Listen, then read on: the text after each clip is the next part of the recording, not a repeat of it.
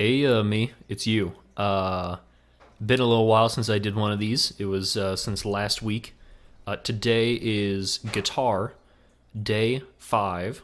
It is currently January 27th, 2022. So you can see that it's been about a week or so since I've been back on here, but I am jumping back in. I just watched Justin Guitar Module 2. Just wanted to recap that as sort of like today's practice. I was playing along with him and everything, so I just wanted to go through there. Big introduction, the E chord. Love it. I actually know this because I first learned E minor to play Hurt by Johnny Cash, or by Nine Inch Nails, but as covered by Johnny Cash. So I'm familiar with E, but learned it again.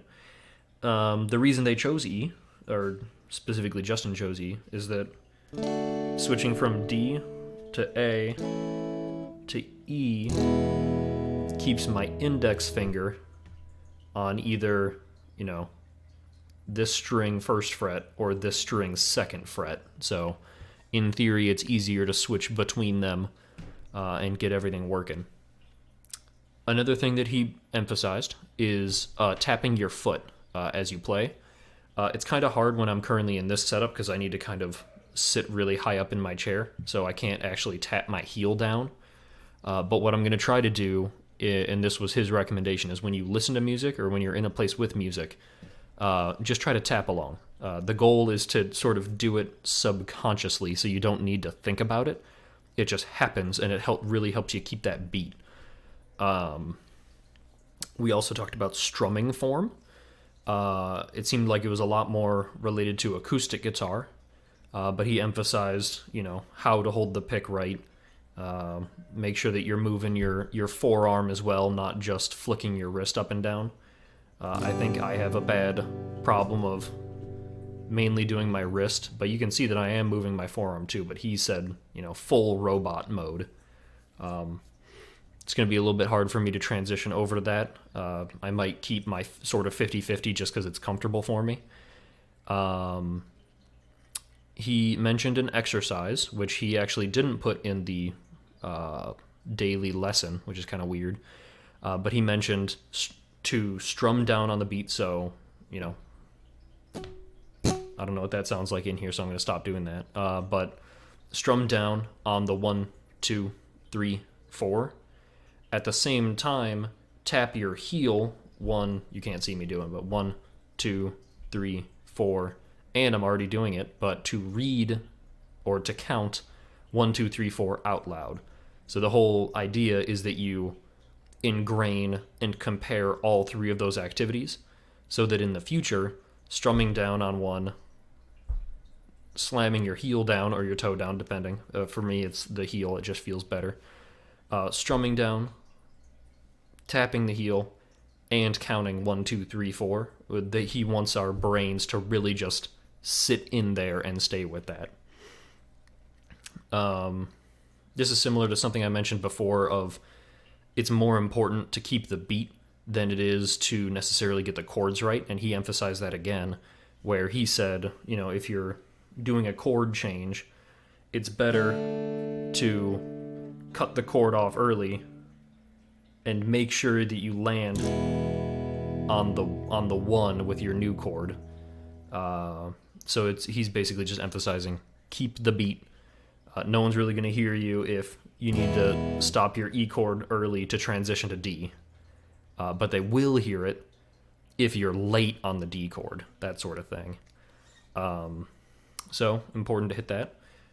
He also taught us a little riff. Apparently it's from Blues Brothers. I don't recognize it, but it's... Of course I messed it up.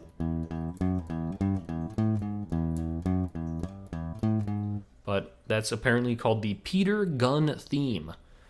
And I was playing it a little bit slower than actual beat. I looked it up. The BPM is 121 for future reference. And it's easy. It's only on the E string here, and it's open, open, 2, open, 3, open, 5, 4, and they're all straight eighth notes, so it's just... Apparently that's supposed to be hard, but I am a master at guitar, so easy peasy for me. Next one, he started talking about what songs we can play now with this. And turns out, when you have D, A, and E, the world is kind of your oyster. He listed a ton of different songs, and actually, I just realized today, he has different playlists of different songs that fall under each module of what you're learning. So I followed Module 1 and Module 2 on Spotify, and when I'm at work, I'm going to say tomorrow, but probably for the rest of the week if I know what's good for me, I will listen through those two modules over and over, really pick out which songs that I'm vibing with, because obviously if you don't like the songs you're playing, you're not going to keep playing. So I'm going to go through those. I'm going to practice tapping my heel at work, and hopefully I should pick that up pretty quick, that, I can work while listening to music and just naturally tap my heel to the beat, especially since these are simpler songs. A few that he recommended are Three Little Birds, I do not know who by, and also For What It's Worth, which I recognize the name of the song, however, I also don't know who it's by. So I'm probably going to look at those at least, because he has like specific lesson videos on those songs. It'll be easier for me to kind of pick up and stick with his lesson. But like I mentioned, I'll go through the Spotify playlist. If I'm really digging on one of the songs, I'm just going to do that. I did look ahead to Module 3, and there is already an Ed Sheeran song on there. So I'll probably be listening to that and playing that once I get to Module 3. The practice routine for this week, which I should mention, he recommends doing 4 days of practice a week. Since today is Thursday, I've already kind of hit my limit. So I need to do Thursday, Friday, Saturday, and Sunday. I've already done today, Thursday, so I just need to do it for the next 3 days. And then on Monday, I can reevaluate. The practice routine is 2 minutes of the E chord, which is new.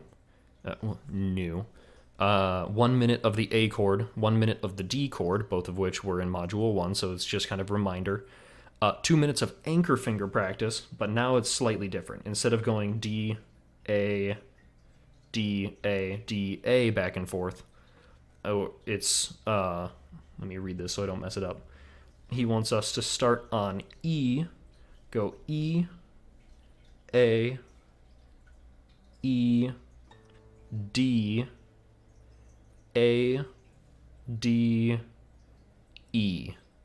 And by doing that, that is one rotation through all of the chords, and it does it in a way where you get every transition. Like you get E to D, you get D to E, you get E to A to E, you get A to D, and you get D to A. So it's one whole rotation, and you get experience in every single movement, whether it's D back to E or, D to A, which we already practiced, but it goes through all of them.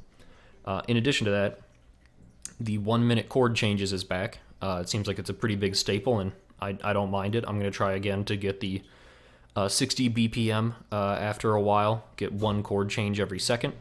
But here, instead of going through that whole rotation, because I would probably spend half the time thinking as opposed to playing, what I'm supposed to do is go from A to D to A to D, which is exactly what it was last week or last module, and then A to E to A to E, and then back and forth. That one's going to be a little bit harder just because I don't have that down in the memory yet. I'll probably try to hit 30 BPM, see how it's feeling, try to bump it up to 60 after that. And then D to E to D to E, and do specifically 1 minute chord changes on each of those transitions. And I definitely see the benefit, because I think I got significantly better going from D to A just from going through this exercise. So I will take that very seriously. He also mentioned 1 minute of practicing the Peter Gunn theme. I don't think he expected me to pick it up that quick, so I might continue to do chord changes, but.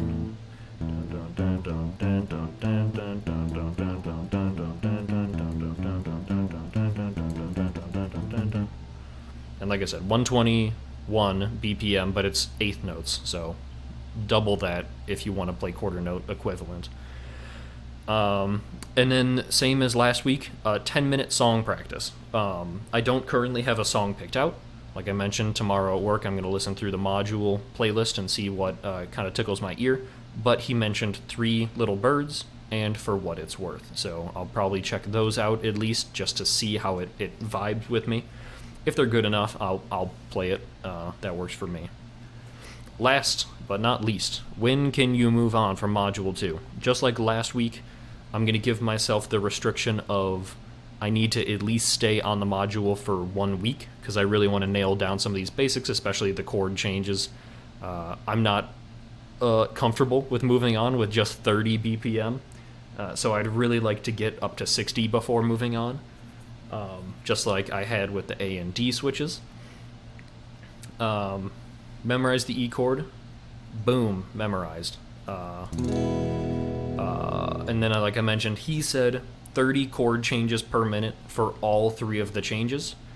However, I'm going to try to get 60, just so I can feel more confident that I actually can switch between them efficiently enough to play a song. And then play a song or 2 using all 3 chords. I think a lot of that is just kind of, playing, practicing the chord changes, but also staying on tempo, which involved in that will probably have me saying out loud 1, 2, 3, 4 and tapping my foot along. So I'm going to really try to emphasize that as well. You can see actually he mentioned he recommends tapping the leg that you're not holding the guitar with, because you might do exactly what you're seeing here. As I tap my foot, it kind of shakes the whole thing. So he recommends doing the non-dominant, in this case the left, so it's over here moving. It just doesn't shift the whole system. So I'll try to keep that in mind. But that's it. Those are the things and what I'm supposed to be working on. It's been a while since I picked up the guitar. Actually, I shouldn't say that. Every once in a while, I would pick it up and do my spider walk, or mess around in the A minor scale. Or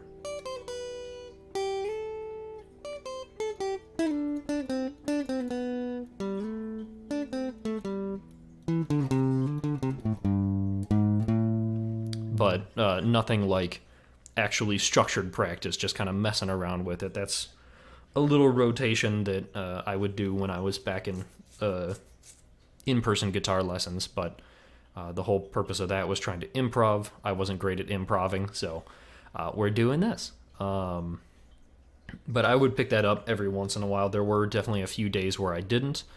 That is bad. I shouldn't be doing that, even if it's not a full-fledged practice. The guitars sit about 1 foot right here, so there's really no excuse for me to not at least pick it up.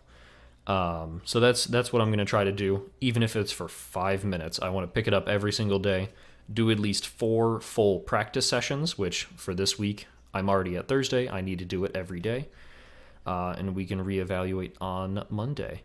This is off topic, but you can also see my fish tank is growing in nice, and we got a bunch of baby snails, so that's cool. That is off topic. I'm going to stop talking now.